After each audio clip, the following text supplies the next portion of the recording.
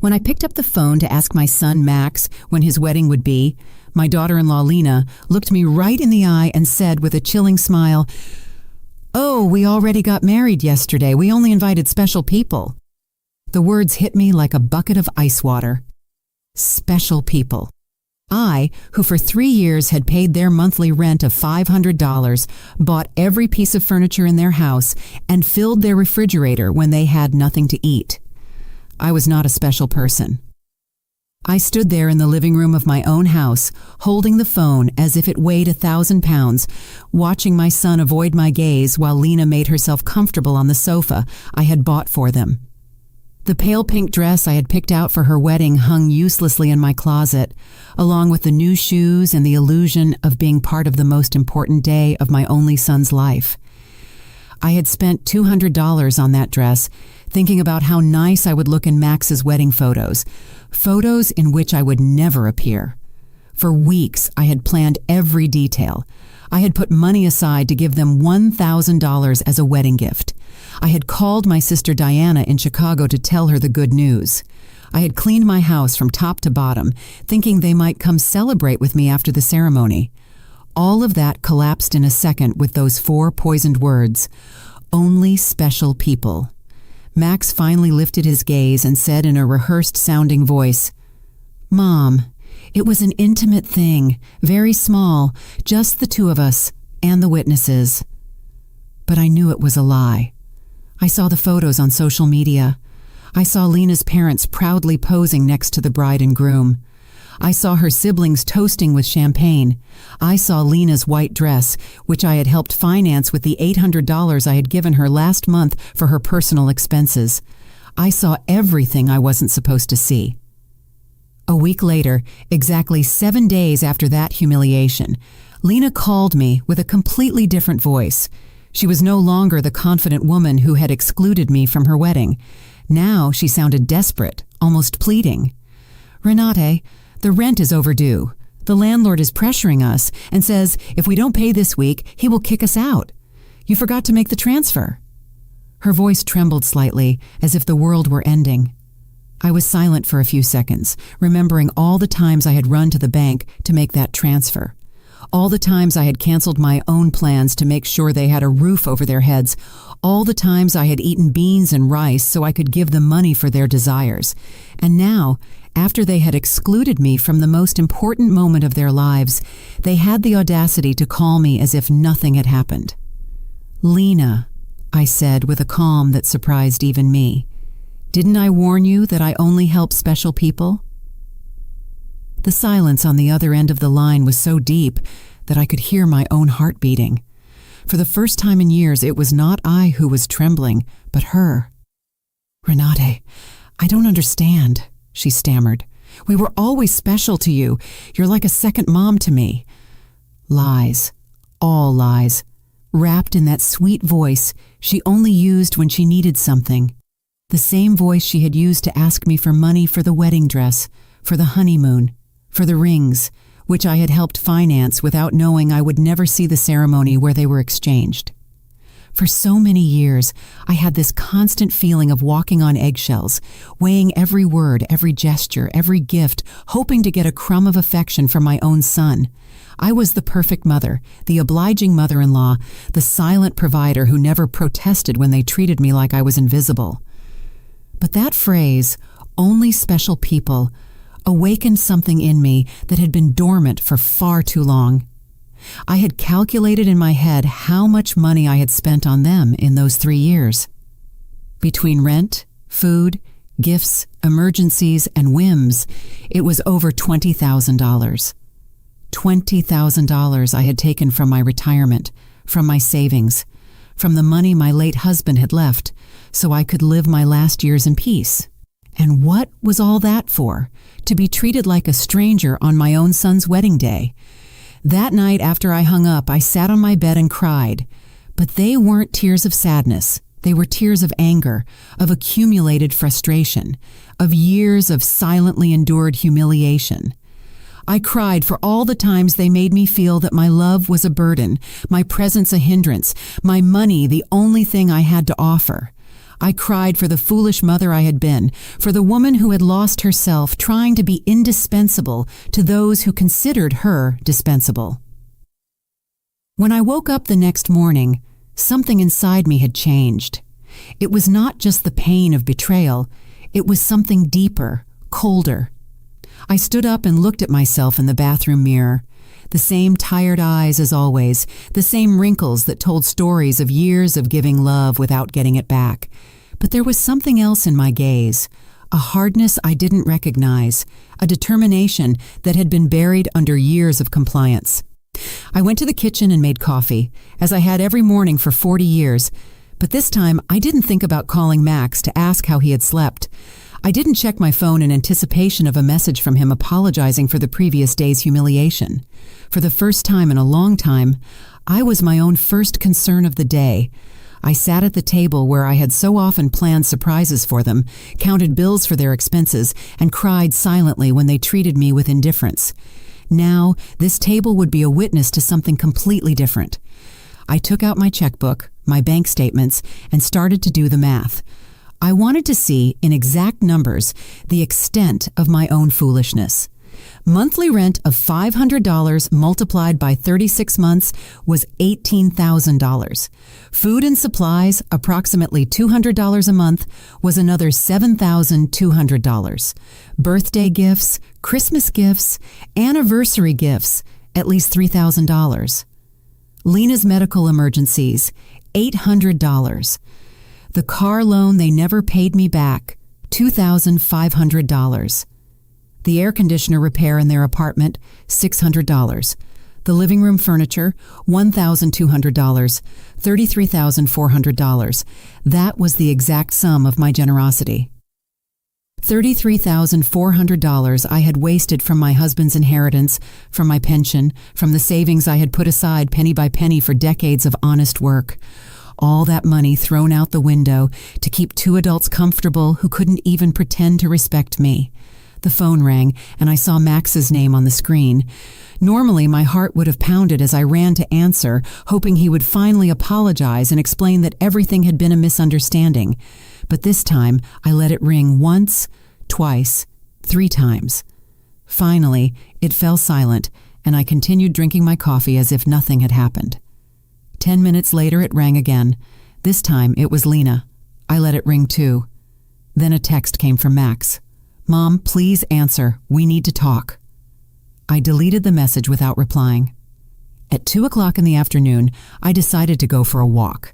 I hadn't done that in months without a specific purpose, without an errand related to them. It was always the bank for transfers, the supermarket to buy them something they needed, the pharmacy for Lena's medications. Today, I went for a walk just because I wanted to. I walked past the park where I had often taken Max as a child. I remembered that sweet boy who hugged me tight and said I was the best mom in the world. When had he become this man who treated me like an ATM with feelings? When did I start confusing love with money? When did I start to believe I had to buy my own son's affection? At the bank where I had so often made automatic transfers, I stopped in front of the door. The branch manager, Mr. Klein, saw me through the glass and waved. I had known him for years. He had processed every one of my transfers to Max and Lena. He had watched my account drain month after month to fill theirs. I went inside and walked directly to his office. "Mr. Klein," I told him, "I need to cancel the automatic transfers I have programmed." He looked at me, surprised. For 3 years, these transfers had been as regular as the sunrise. "Are you sure, Mrs. Richter? Did something happen?" His concern was genuine, more genuine than any interest Max had shown in me in recent months. "What happened is that I finally opened my eyes," I replied. "I want to cancel everything, and I also want information on how to protect my accounts. I don't want anyone else to have access to my money." While Mr. Klein processed the cancellations, my phone didn't stop ringing. Max, Lena, Max again. It was as if they had developed radar to detect when their source of income was in danger. I turned the phone off completely. "Mrs. Richter," Mr. Klein said as he handed me the papers. "I apologize for intruding, but in all these years, I have seen you be very generous with your family. I hope you are not being pressured to make these changes." His words touched me deeply. This man, who barely knew me beyond bank transactions, showed more genuine concern for my well-being than my own son. "I'm not being pressured, Mr. Klein. On the contrary, I have finally stopped pressuring myself." When I left the bank, I felt strangely light, as if I had left an enormous burden in that office. For the first time in years, my money was entirely mine. I had no financial obligations to people who saw me as a resource instead of a person. I went home and thought about all the things I hadn't done to please Max and Lena. The trips I hadn't taken to save money for them, the friends I no longer saw because I was always available for their emergencies, the hobbies I had given up because every dollar I spent on myself was $1 less for their needs. When I got home, I found 3 cars parked in front of my door, Max's, Lena's, and one I didn't recognize.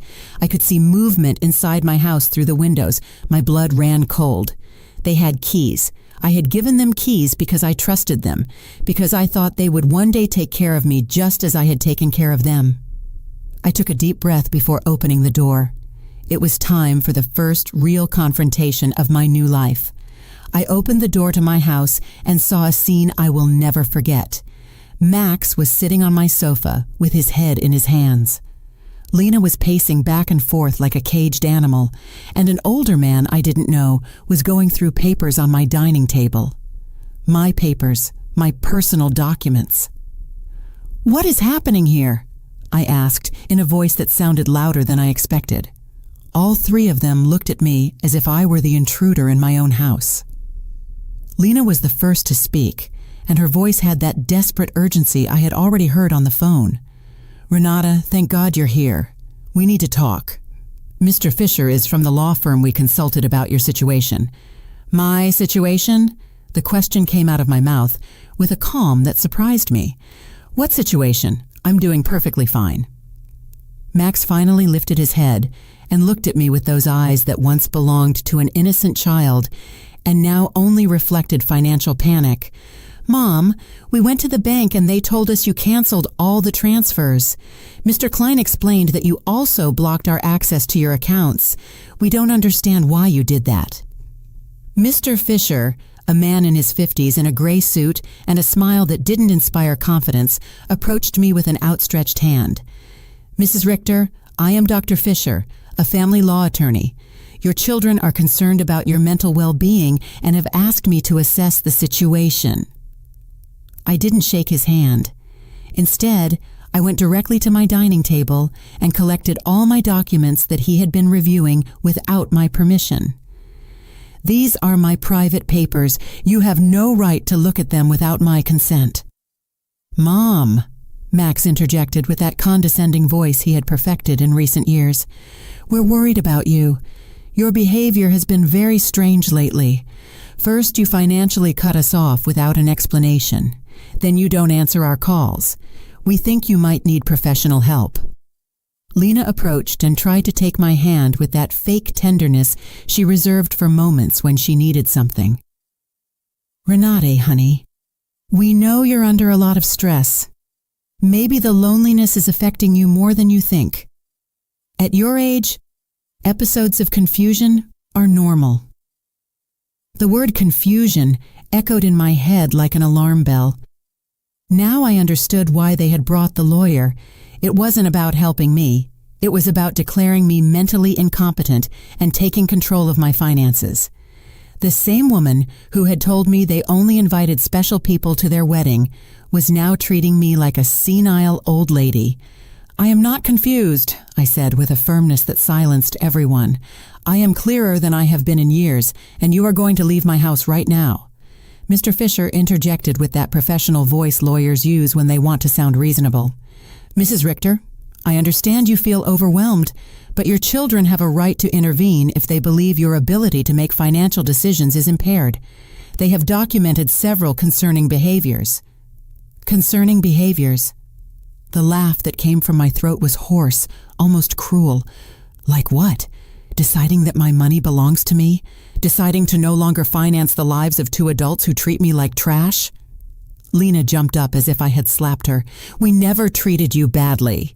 You are part of our family. Everything you have will belong to us one day anyway. We are just speeding up the process." There was the naked, unvarnished truth. Everything I had would one day belong to them. In their minds, I was already dead and they were just collecting their inheritance in advance. It didn't matter if I had 70 years or 70 days left. To them, I was just an ATM with legs that had become problematic. "Out," I said, pointing to the door. "All three of you get out of my house." Max stood up with that angry, childlike face he made when he didn't get his way. "Mom, we can't just leave. We have obligations. The rent, the car payments, the credit card you co-signed for. You can't just cut us off from one day to the next." "I can't?" My voice rose for the first time in the entire conversation. "Who says I can't? For years I have paid rent that wasn't even in my name. I filled a refrigerator in a house where I was not welcome. I financed a life that clearly had no place for me." Mr. Fisher took a folder from his briefcase and placed it on my table. "Mrs. Richter, we have prepared some documents that could facilitate this transition. A power of attorney that would allow Max and Lena to manage your finances more efficiently. This would just be temporary until you feel better." I took the folder and, without even opening it, threw it directly into the trash can. "The only transition that is going to happen here is yours to the front door." Lena started to cry, but they weren't tears of sadness. They were tears of frustration, of contained rage. "You can't do this to us, Renate. We were counting on you. We made plans based on your support. We bought things. We took on financial obligations because we knew we could count on you." "Obligations based on my money," I replied. "Not on my well-being, not on my happiness, not on my company, just on my money. And now that I have decided that my money is better used in my own life, I am suddenly a confused old woman who needs legal guardianship?" Max tried to approach me, but I took a step back. He was no longer the boy who ran into my arms when he had nightmares. He was a 35-year-old man who saw his mother as an obstacle between himself and a comfortable life financed by others. "Mom, we made mistakes," he said in a voice that was supposed to sound remorseful. "The wedding was a misunderstanding. Lena was nervous. I was under pressure. We can fix this if you just become reasonable again." Reasonable. The word tasted bitter in my mouth. Being reasonable means continuing to pay for your life while you treat me like a stranger. It means pretending it doesn't hurt to have been excluded from the most important day of my only son's life. Mr. Fisher packed his papers with the efficiency of someone who is used to having proposals rejected. "Mrs. Richter, this is not over. Your family has legal options. If you are indeed making irrational decisions due to mental health problems, a judge can determine that you need guardianship." His words were like a blow. I realized this was not just a manipulative family visit. It was a real legal threat.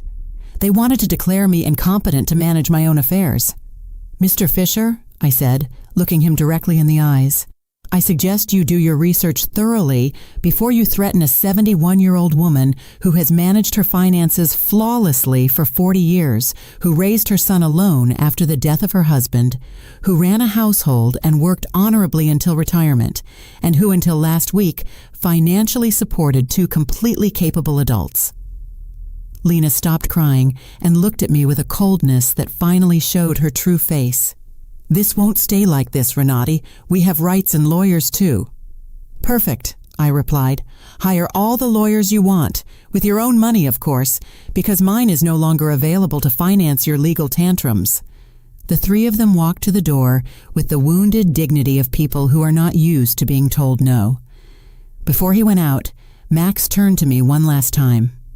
"Mom, this is going to end very badly for you. You're going to end up alone, with no one to take care of you when you really need it."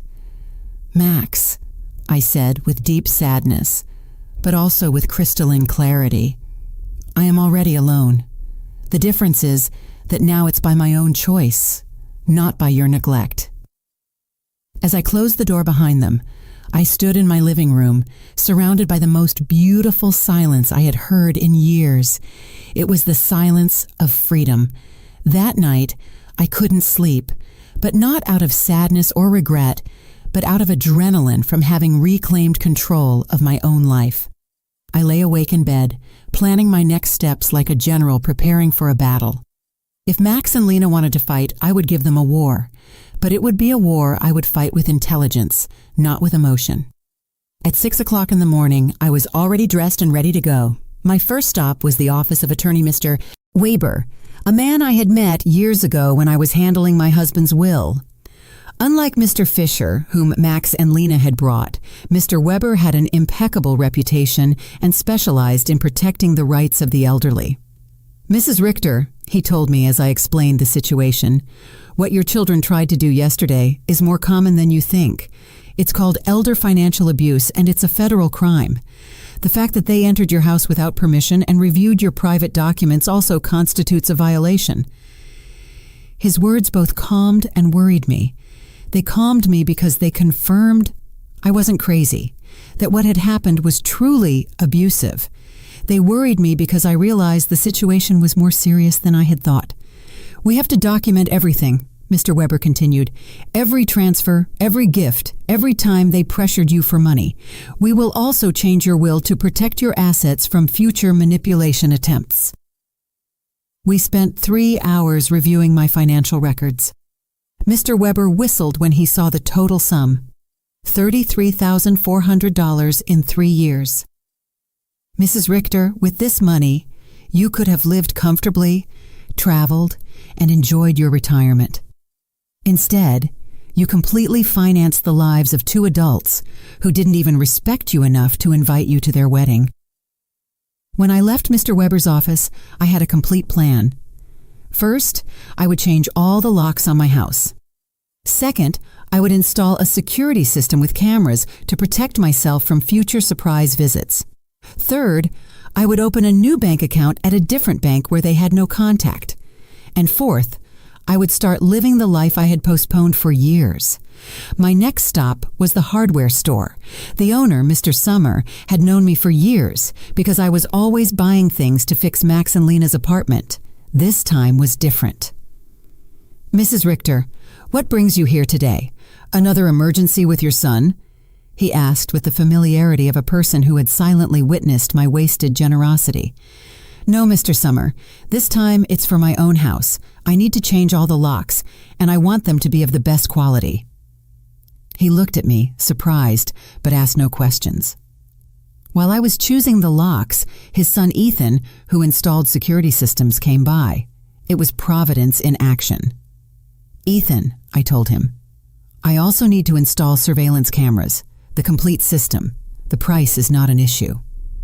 While they were preparing everything for the installation the next day, I received a call from an unknown number. It was Lena calling from someone else's phone because I had blocked her number after the previous day's confrontation. "Renate, it's Lena. Please don't hang up. We need to talk like civilized adults." "Speak," I said dryly. "Listen, I understand you're upset about the wedding. It was a mistake. Max and I have talked about it, and we want to make it up to you. How about we have a special dinner to celebrate our wedding with you? We can do it at your house, cook together like we used to." The manipulation in her words was so obvious that I almost had to laugh. "Lena, how much rent do you owe exactly?" The silence on the other end confirmed that I had hit a nerve. Well, it's 2 months, $1,000 total. But I'm not just calling for that, Renate. We really miss you in our lives." "Do you miss me or my money?" I asked directly. "Both," she replied with a surprising honesty. "Renate, I won't lie to you. Yes, we need your financial help, but we love you too. You're important to us." "If I'm so important," I said, "why wasn't I important enough to be at your wedding? Why am I not important enough to get a call that doesn't ask for money? When was the last time you called me just to ask how I was doing?" Another silence. We both knew the answer. Never. "Lena, I'm only going to explain this to you once. For 3 years, you have treated me like an ATM with feelings. You used me. You ignored me. You humiliated me. And finally, you insulted me in the worst possible way. Now that the money is running out, you suddenly discover you love me. Renat, please. I cut her off. There is no please. You made your choice when you decided I wasn't special enough to be at your wedding. Now I'm making mine. I hung up and turned the phone off completely. I didn't want any more interruptions on my day of liberation. That afternoon, I went to the beauty salon I hadn't been to in over a year. I always canceled my appointments because Max or Lena needed something urgent, or because the money I had set aside for myself became an emergency for them. "Mrs. Richter?" my favorite hairstylist Cynthia called out. "What a surprise! I thought you had forgotten us." "I didn't forget you, Cynthia. I just forgot that I also deserve to be pampered."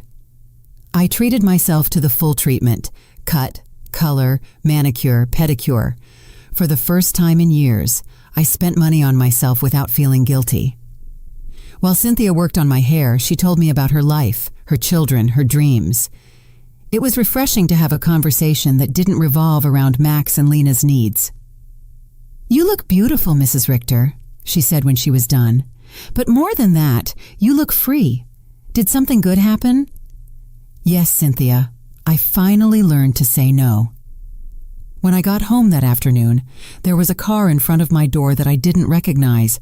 My heart raced for a moment, thinking Max and Lena might have come back with reinforcements. But as I got closer, I saw an older woman sitting on the steps of my porch. "Mrs. Richter?" she asked as I got out of the car. "Yes, that's me. Can I help you?" "I'm Eleanor Brooks. I live next door. We've been neighbors for years, but we've never had a chance to talk. Yesterday I heard very loud voices in your house, and I got worried. Is everything okay?" Her sincere concern touched me deeply. Here was a stranger who showed more interest in my well-being than my own son. "Come in, Mrs. Brooks. I'll make you a coffee, and I'll tell you a story you won't believe." While I was making coffee, I told her the whole situation.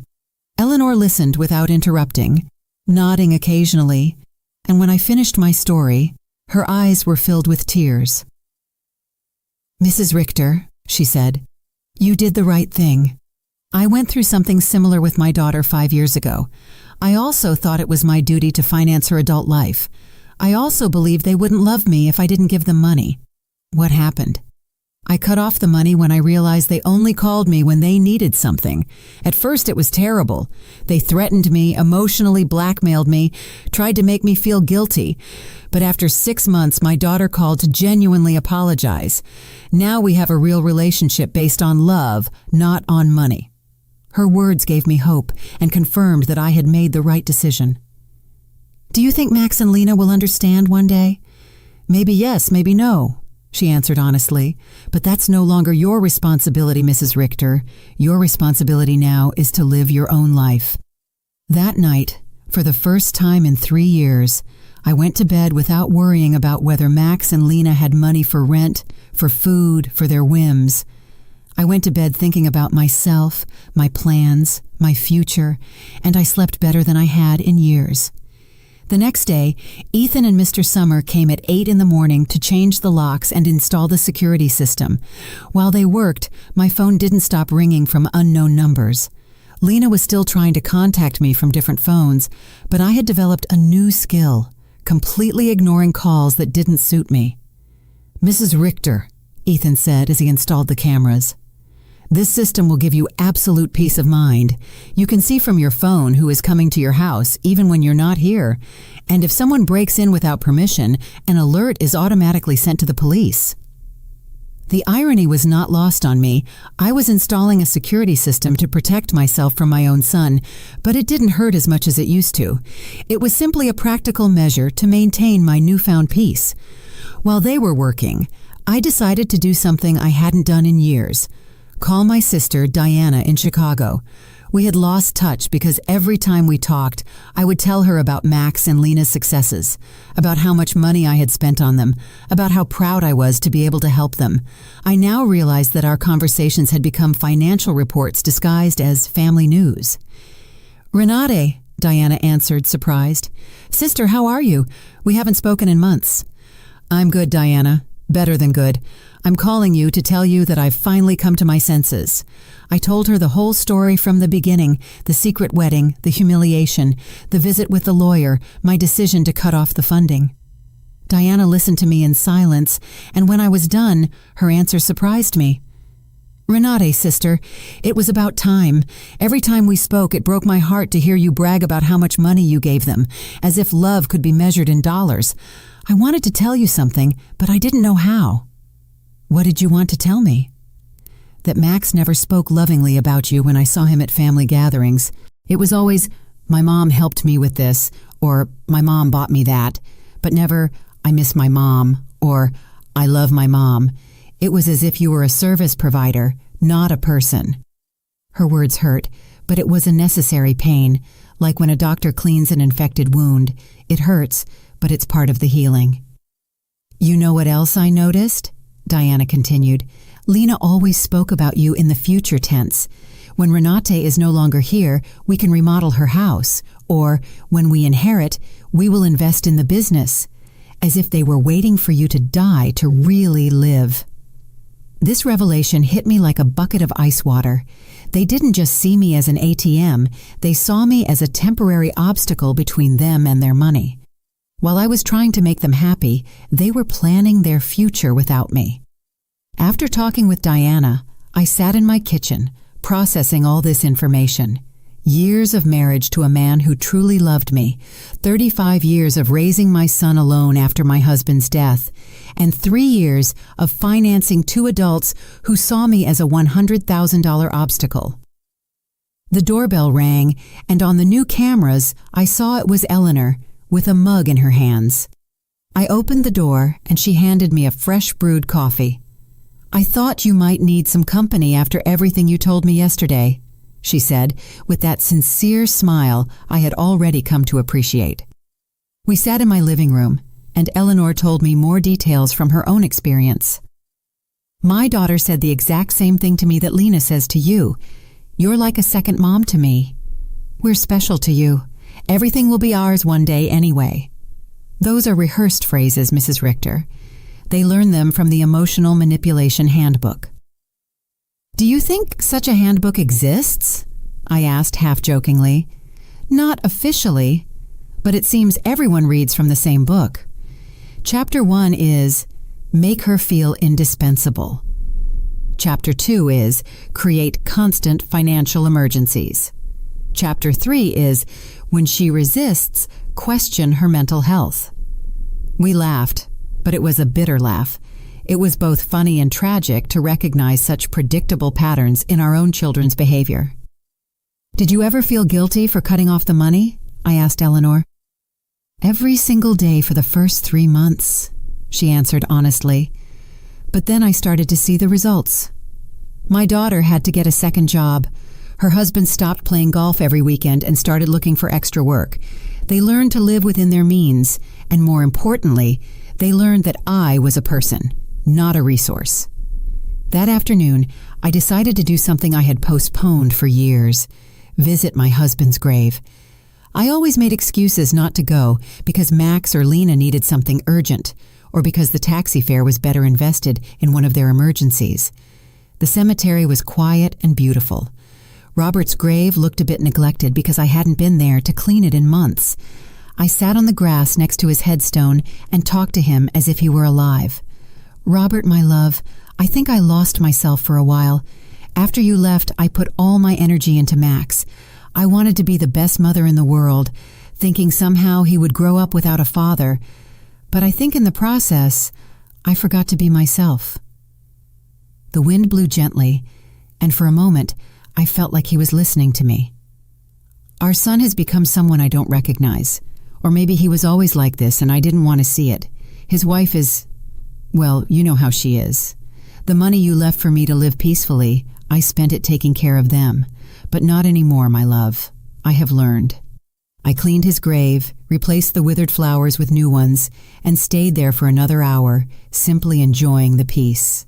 For the first time in years, I was not in a hurry to get home to solve a crisis for Max and Lena. When I got home, there were 3 cars parked in front of my door again. My heart raced, but this time I was prepared. The cameras showed me that it was Max, Lena, and 2 other people I didn't recognize. Everyone seemed agitated, talking to each other and pointing at my house. I didn't get out of the car. Instead, I called Mr. Weber, my lawyer. "Mr. Weber, they are at my house again. This time they've brought more people. What should I do?" "Don't get out of the car, Mrs. Richter. I'll be there right away and I'll call the police. After our conversation yesterday, I requested a temporary restraining order. They are not allowed to be on your property." Minutes later, Mr. Weber and 2 police patrol cars arrived. I watched the officers talk to Max and Lena, saw my son gesticulate angrily, saw Lena crying again, but this time her tears did not move me. One of the officers approached my car. "Ma'am, you can get out safely. Your visitors are going to leave immediately." As I got out of the car, Max shouted at me from the street, "Mom, this is ridiculous. We're your family. You can't call the police on your own son." "Max," I replied with a calm that surprised even me, "family doesn't threaten lawsuits for mental incompetence. Family doesn't break into people's homes without permission. Family doesn't treat their mothers like ATMs. Lena screamed from across the street, "You're going to pay us everything you owe us. We have bills you co-signed for. You can't just abandon us like this," Mr. Weber interjected. "Mrs. Brooks, any future communication must be through my office, and I suggest you consult with an attorney before making collection threats, because my client has full documentation of all the payments she voluntarily made for 3 years." I watched them drive away in their cars, defeated but not giving up. I knew this wasn't over, but for the first time in this situation, I felt confident. I had professional help. I had emotional support from Eleanor. And more importantly, I had mental clarity about what was right and what was wrong. That night, Eleanor invited me to her house for dinner.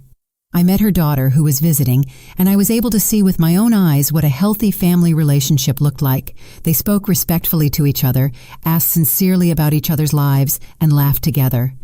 The daughter didn't ask for money once the entire evening. "I wanted that with Max too," I confessed to Eleanor after her daughter had left.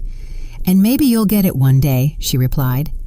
"But first, he has to learn that you are a person who deserves respect, not just a source of income." For the first time in weeks, I went to bed feeling hopeful about the future. The next few days were strangely peaceful. The surveillance cameras showed me that Max and Lena were driving past my house several times a day. Sometimes slowly, sometimes they parked for a few minutes, but without getting out. It was as if they were studying my routine, looking for the perfect moment for their next move. Mr. Weber had advised me to document every one of these visits, so I kept a detailed log with the date and time. "Their persistence will work in our favor," he had said. "Every time they show up after we've told them not to approach, it strengthens our case for a permanent restraining order." On Friday morning, I was calmly having breakfast when the doorbell rang. The cameras showed me a very well-dressed young woman with a folder in her hands and a professional smile. I didn't recognize her, but something about her posture told me it was not a social visit. "Good morning, Mrs. Renati Richter," she said as I opened the door. "I am a social investigator from the Office of Senior Services. We have received a report that you may be in an at-risk situation and we need to conduct a wellness check." My blood ran cold. Max and Lena had escalated the situation. It was no longer just threats from private lawyers. Now they had involved the government. "Can I see your ID?" I asked, trying to stay calm. "Of course." She showed me an official ID that looked genuine. "I am social worker Mrs. Schmidt. Can I come in and talk to you?" I let her in, knowing that a refusal would have been worse for my case. Mrs. Schmidt sat down in my living room and took a form out of her folder. "Mrs. Richter, we have received reports that you have shown significant changes in your financial behavior, that you have cut off communication with your family, and that you have shown signs of paranoia by installing unnecessary security systems. We were also told that you have refused medical and legal help from your loved ones." Every word had been carefully chosen to make me sound like a mentally disturbed old woman. I recognized Lena's handwriting in the wording. She had always been skilled at manipulating words to get what she wanted. "Miss Schmidt," I said with all the dignity I could muster, "I would like to call my lawyer before answering any questions." Ma'am, this is not a legal interrogation. It's a wellness check. If you have nothing to hide, it should not be a problem to speak with me. The phrase, "if you have nothing to hide," infuriated me. It was the same logic abusers used to justify their invasions. If you're innocent, you shouldn't complain about your privacy being violated. Miss, I'm calling my lawyer. You can wait here or come back another day, but I will not answer any questions without legal representation present. I called Mr. Weber, and he was there within 20 minutes. When he came in and saw the social worker, his expression hardened. "Miss Schmidt," he said after checking her ID, "I hope you have a court order to be here, because my client is under my legal representation, and any unauthorized investigation constitutes harassment." "Sir?" Mrs. Schmidt replied with less confidence than before. "We have reports from concerned family members about the lady's well-being. It's our duty to investigate." "What family?" Mr. Weber asked dryly. "The same family that tried to get her to sign a power of attorney without representation. The same family that broke into her house without permission and checked her private documents. The same family that excluded her from important events while living off her money." Mr. Weber took a folder from his briefcase and placed it on the table. "Here, I have complete documentation of my client's financial and emotional abuse. $33,400 that were withdrawn from her accounts in 3 years. Systematic social exclusion and emotional blackmail. If someone needs to be investigated here, it is not my client." Mrs. Schmidt reviewed the documents with growing discomfort. It was obvious that the information she had been given did not match the reality she had in front of her. "Mrs. Richter," she said finally, "can you explain to me why you so abruptly stopped financial support for your son?" "Because I finally discovered they were using me," I replied simply. "Because I realized that to them, I wasn't a mother, but a bank account. Because I was tired of financing the lives of people who saw me as an obstacle." "But don't you feel it's your responsibility to help your family?" The question outraged me. "Miss Schmidt, my responsibility as a mother was to raise my son until he was 18, to educate him, and to give him the tools to be an independent adult. My son is 35 years old, married, and perfectly capable of supporting himself. Financing his adult life is not my responsibility. It is my choice, and I have chosen not to do so anymore." Mr. Weber interjected. "Miss Schmidt, would you consider it normal for a 35-year-old adult to be unable to pay his own rent without the help of his 71-year-old mother?" Mrs. Schmidt did not answer right away. I could see she was reevaluating the entire situation. "Mrs. Richter," she asked after a moment, "do you manage your own finances completely? I can show you my bank statements, my investments, my tax payments. Everything is current and in order. Do you live independently? As you can see, I keep my house clean. I take care of myself physically. I drive my own car. I have healthy social relationships with my neighbors. Do you take any medication?" "Just vitamins and occasionally aspirin. I don't have any medical conditions that require medication." Mr. Weber added, "My client has just undergone extensive medical exams as part of our legal process. She is in perfect mental and physical condition." Mrs. Schmidt closed her folder and sighed. "Mrs. Richter, based on this conversation and the documentation I have reviewed, I see no indication that you are at risk or in need of intervention. I will close this case." After she left, Mr. Weber and I remained silent for a few minutes.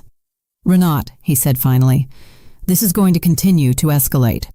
Max and Lena are spending money they don't have to hire professionals to try to have you declared incompetent. Does that mean they are desperate? It means that exactly. What else can they do? They can file a lawsuit for incompetence. It's expensive and hard to win, but if they find a sympathetic judge and a psychiatrist willing to testify in their favor, they could get a guardian assigned." The thought terrified me. They could take control of my money?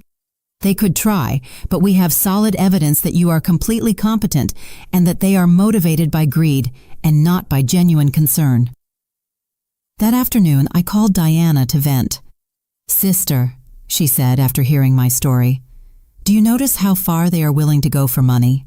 They are risking family relationships, spending money on lawyers and doctors, destroying their own reputation. all to get access to your bank account again." Her words made me think. Max and Lena had completely revealed their true nature. There was no going back. There was no possibility of a genuine reconciliation. To them, I had never been a mother or a respected mother-in-law. I had always just been money on legs. This revelation, although painful, was also liberating. I no longer had to wonder if I was making the right decision. I no longer had to feel guilty for protecting myself. They had proven for themselves that my emotional and physical well-being was less important to them than my money. That evening, Eleanor came to visit with a surprise. She had invited her friends from the garden club to meet me. "Renate," she introduced me. "These are my friends Cynthia, who you already know from the salon, Maria, Carmen, and Elfrida. We have all been through similar situations with abusive family members." We spent the evening sharing stories. Maria had had to set boundaries with a brother who constantly asked her for money. Carmen had cut off her relationship with a daughter who only visited when she needed money. Elfrida had had to change her will after she found out her grandchildren considered her their retirement plan.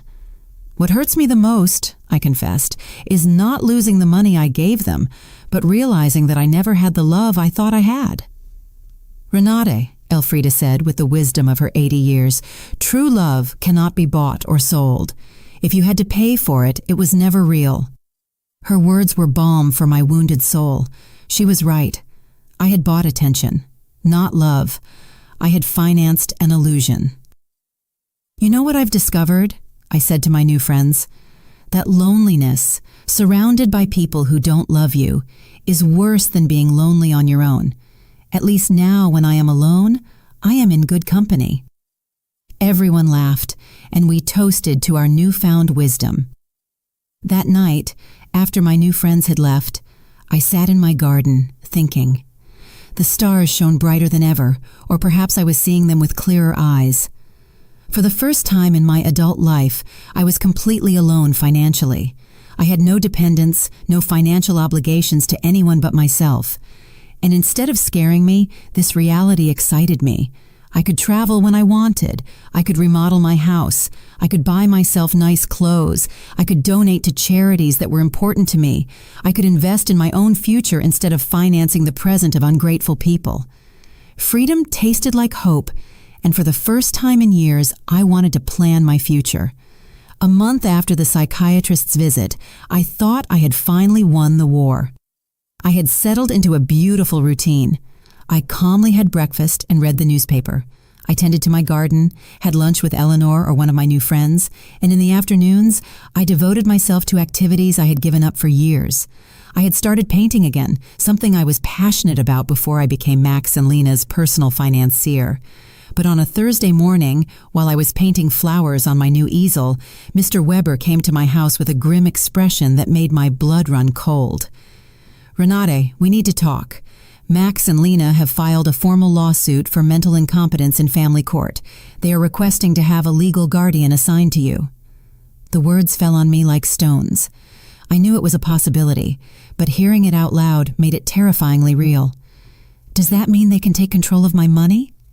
"If a judge determines that you are unable to manage your affairs, yes, he could place Max as your legal guardian, which would give him full control over your finances."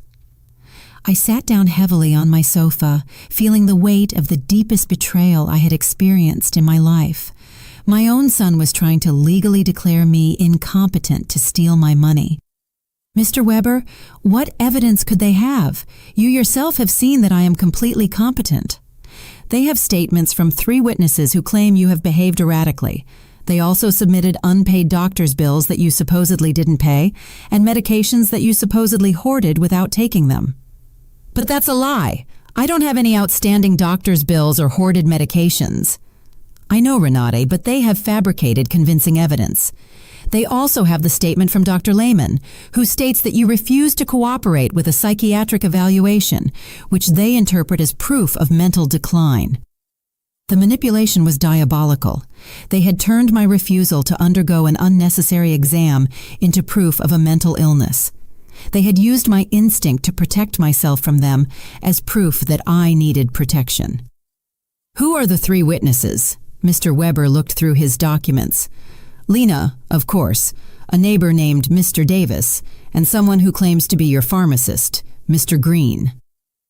Mr. Davis was the neighbor across the street, an unpleasant man who had always had problems with me because my friends sometimes parked in front of his house. Mr. Green was indeed my pharmacist, but I didn't understand what he could have against me. "I need to talk to Mr. Green," I told Mr. Weber. "Something's not right." We went to the pharmacy together that afternoon. Mr. Green received me, surprised and nervous. "Mrs. Richter, it's good to see you. How are you?" "Mr. Green, I was told you signed a statement saying I show erratic behavior with my medications." His face turned red as a tomato.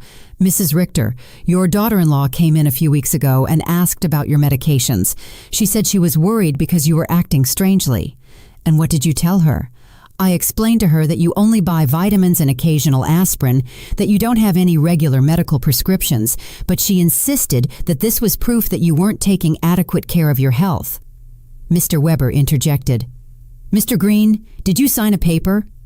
She brought a document that said I was confirming that Mrs. Richter had irregular medication purchases. I thought it was for her health insurance or something. I didn't know it was for a lawsuit. My own pharmacist had been tricked into signing something he didn't fully understand. Lena's manipulation knew no bounds. "Mr. Green," I said, "I need you to write a statement explaining exactly what happened and clarifying that I have no problems with medications." "Of course, Mrs. Richter, I am terribly sorry for this misunderstanding." After the pharmacy, we went to confront Mr. Davis. When we knocked on his door, he received us with obvious hostility. "What do you want, Mr. Davis?" Mr. Weber said. "I understand you signed a statement about my client's behavior." "And you're right, I did. That woman is crazy. She's been acting strange for weeks." "Can you be more specific about the behaviors you observed?" "Installing cameras as if she lived in a war zone, having strangers visit all the time, yelling at her family in the street." I realized Mr. Davis had taken everything out of context. The cameras had been installed for protection. The strangers were my new friends. The yelling was me defending my house from Max and Lena's invasions. "Mr. Davis," I said, "do you know why I installed the cameras?" "No, and I don't care." "To protect myself from my son and daughter-in-law, who broke into my house without permission and threatened me." "That's what a crazy person would say," he replied cruelly. There was no way to reason with him. His statement was based on superficial observations, maliciously interpreted. That evening, Mr. Weber and I sat down to plan our defense. "Renate, we need our own psychiatric evaluation. I have a colleague, Dr. Moore, who is an expert in assessing mental capacity. She can officially confirm that you are completely competent." "What if Max and Lena have bribed the judge? What if none of this matters because they have already decided to declare me incompetent?" "Renate, the legal system is not perfect, but it's not completely corrupt either. We have solid evidence of your mental competence and their financial motivations. We are going to fight this." The next day, I went to my appointment with Dr. Moore. She was a woman in her 50s with kind but astute eyes. "Mrs. Richter, I'm going to ask you a series of questions and tests to assess your mental capacity. Take your time and answer honestly." For 2 hours, she asked me questions about my memory, my reasoning ability, my financial understanding, my emotional health. She also gave me cognitive tests and asked me to solve mathematical and logical problems. "Mrs. Richter," she said at the end, "your results are well above average for your age. You are not only mentally competent, but your cognitive function is excellent." "Doctor, why do you think my family is doing this?" "Based on what you've told me and the documents I've reviewed, this seems to be a classic case of elder financial exploitation. Unfortunately, it's more common than people think." I left the consultation feeling validated, but also sad. The professional confirmation of my mental health was a relief, but it also confirmed that the lawsuit was real and necessary. That afternoon, Eleanor organized an emergency meeting with all our friends from the garden club. When I told them about the incompetence lawsuit, everyone was outraged. "Renate," Maria said, "we will testify in your favor. We have been with you for weeks, and anyone can see that you are doing great." "Better than great," Cynthia added. You are clearer and stronger than many 40-year-old women I know."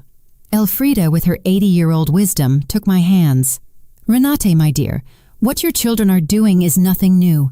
For generations, greedy children have tried to declare their parents insane to get their money. But you have something many of these victims didn't have: documentation, legal support, and friends who can testify for you." Her words gave me hope. I was not alone in this fight. I had an army of strong women who had witnessed my transformation firsthand. "You know what the saddest thing about all this is?" I said. "That Max and Lena are willing to destroy any future possibility of reconciliation for money. Even if I were willing to forgive everything so far, there's no going back from this." "And maybe that's for the best," Cynthia replied. "At least now you know exactly who they are and you can act accordingly." That night, for the first time since this nightmare began, I really cried. Not out of sadness, but out of grief. I said my final goodbye to the son I thought I had, to the dream of a loving family, to the illusion that unconditional love was reciprocated. But something new also emerged within me, an iron determination not to let myself be stripped not only of my money, but also of my dignity and my freedom. The war had officially begun, but I was ready to fight. The trial came 3 weeks later. I woke up early, put on my best black suit, and looked at myself in the mirror with a determination I had never felt before. Today, not only my mental capacity would be judged, my dignity as a person, my right to live free from abuse, my value beyond my bank account would be judged. Mr. Weber came at 7 in the morning to go over our strategy one last time. "Renate, remember, the burden of proof is on them. They have to prove that you are incompetent. We just have to show that you are not." "And what if the judge is already biased?" "Judge Miller has a reputation for being fair. I researched his past cases, and he doesn't automatically favor families. He is dedicated to protecting the rights of the elderly." We arrived at the courthouse at 9 in the morning. In the hallway, I saw Max in a new suit that he probably bought for the occasion, and Lena dressed in black as if she were at a funeral. Maybe it was one, the funeral of our family relationship. When our eyes met, Max avoided my gaze, but Lena held my gaze with a coldness that confirmed that for her, this was just a business transaction. Their lawyer was an older, elegant man with the kind of confidence that comes from winning similar cases before. When he began his opening statement, his strategy was clear: to portray me as a confused old woman who had been manipulated by strangers to alienate me from my loving family. "Your Honor," he said in a solemn voice, "Mrs. Renate Richter has shown a clear mental decline in recent months. She has cut off all financial support for her family without a rational explanation. She has installed unnecessary security systems due to paranoia, and has isolated herself from her loved ones under the influence of neighbors and lawyers who are obviously taking advantage of her vulnerable situation." Every word had been carefully chosen to make my self-empowerment sound like dementia, and my freedom sound like external manipulation. Then they called their witnesses. Lena was the first to testify, and her performance was Oscar-worthy. She cried as she described how I had completely changed, how I had become hostile and paranoid, how I had isolated myself from the family that loved me. "Your Honor," she said in a trembling voice, "Renate has always been like a second mom to me. Seeing her mental decline has been devastating. We just want to help her get the care she needs." Lies, wrapped in convincing tears. When Mr. Weber cross-examined her, the cracks in her story began to become visible. "Mrs. Schuster, can you tell the court, when was the last time you called my client without asking for money?" Lena stammered. "Well, we always talked about many things. Can you give me a specific date?" "I don't remember exact dates." "Is it true that you and your husband got married without inviting my client?" "It was a very small ceremony." "Is it true that when my client asked about the wedding, you told her that you had only invited special people?" Lena's face turned red. Those words were taken out of context. What would be the right context to tell your mother-in-law that she is not a special person? She couldn't answer convincingly. Max was next. Seeing him on the witness stand, swearing to tell the truth while preparing to lie about my mental health, was one of the most painful moments of my life. This was the boy I had raised alone, the one I had dedicated my entire life to. My mom has always been very generous with us, he testified. But lately, she has become erratic and irrational. We believe she is being manipulated by people who are taking advantage of her. When Mr. Weber cross-examined him, the mask fell completely. Mr. Richter, how much money have you received from your mother in the last 3 years? I don't know the exact amount. Does $33,400 sound about right? Maybe. She's always been generous. And how many times have you visited your mother without asking her for money? The silence was deafening. Is it true that you and your wife broke into my client's house without permission and checked her private documents? We were worried about her. Is it true that you brought a lawyer to pressure her into signing a power of attorney? We wanted to help her manage her finances. Do you, at 35 years old, need the help of your 71-year-old mother to pay your rent? Max couldn't answer with dignity. Mr. Davis testified about my supposed erratic behaviors, but when Mr. Weber asked him for details, he admitted that he had never spoken to me directly and that all his information was based on superficial observations. Dr. Lehman testified that my refusal to undergo an evaluation was proof of mental decline. But Mr. Weber submitted the documentation of our evaluation with Dr. Moore, which completely refuted his conclusions. Then it was our turn. Mr. Weber first called Mr. Green, my pharmacist, who explained how he had been tricked into signing a statement that distorted my medication buying habits. Dr. Moore testified about my excellent mental state and presented the results of the cognitive tests, which had been flawless. Mr. Summer from the hardware store testified about my mental competence and explained that my decisions to cancel automatic transfers were completely rational and had been processed correctly. Eleanor and my friends from the garden club testified about my clarity, my newfound vitality, and my ability to maintain healthy social relationships. Finally, it was my turn to testify. I stood up with dignity and walked to the witness stand, feeling the weight of 71 years of experience, of wisdom gained through pain, of strength discovered in adversity. Mr. Weber guided me through my testimony, letting me tell my whole story. The $33,400 spent in 3 years, the humiliation of being excluded from the wedding, the constant emotional manipulation, the violation of my privacy, the legal threats. Mrs. Richter, Mr. Weber finally asked, why did you decide to stop financial support for your son and daughter-in-law? Because I finally understood that what I was getting from them was not love, I replied in a clear, loud voice. It was a commercial transaction disguised as a family relationship. My money was welcome, but I, as a person, was not. Do you regret your decision? I only regret that it took me so long to make it.